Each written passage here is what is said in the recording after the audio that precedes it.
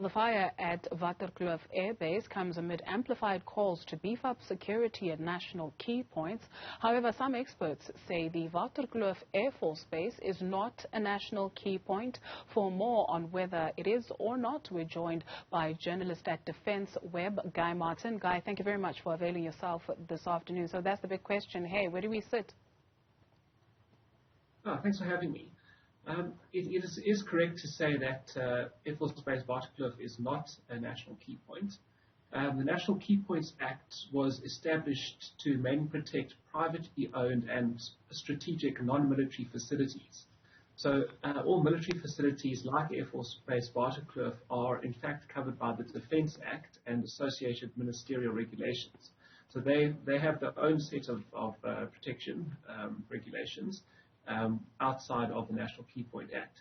But in essence, the Defence Act and the National Key Point Act are designed for the same thing, and that is to keep strategic assets safe. So the National Key Point Act, number 2, says if it appears to the minister at any time that any place or area is so important that its loss, damage, disruption or immobilization may prejudice the Republic, or whenever he considers it necessary or expedient for the safety of the Republic or in the Republic's interest, he may declare that place or area a national key point. From the work that you do, should then it be declared a national key point? If so, why is it so important to South Africa?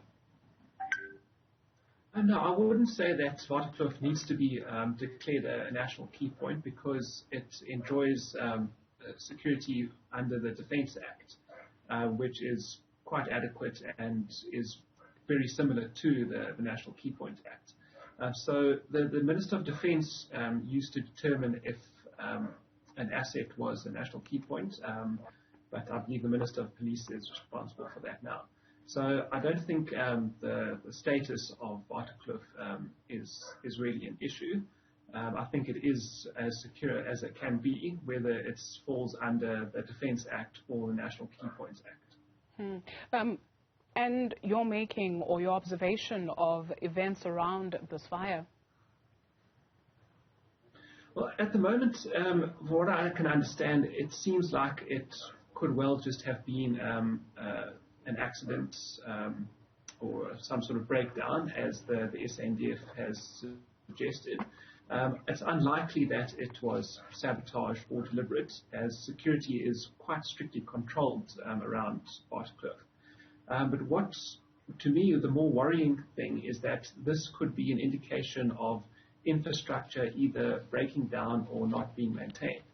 Now, as I'm sure you know, the South African National Defence Force is facing severe budget cuts. And we've seen late last year the Air Force's Gripen fighters have been grounded.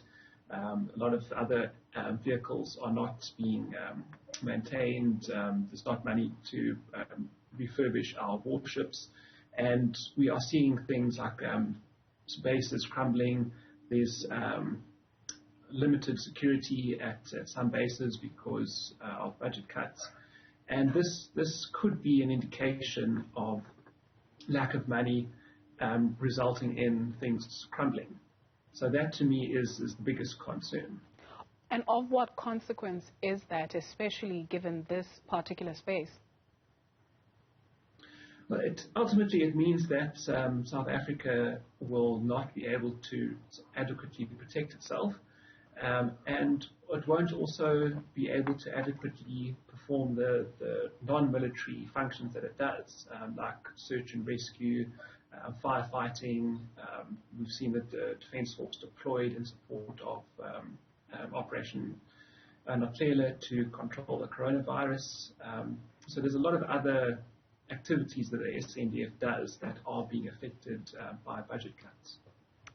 Guy Martin is a journalist with defenceWeb. Thank you for availing yourself this afternoon.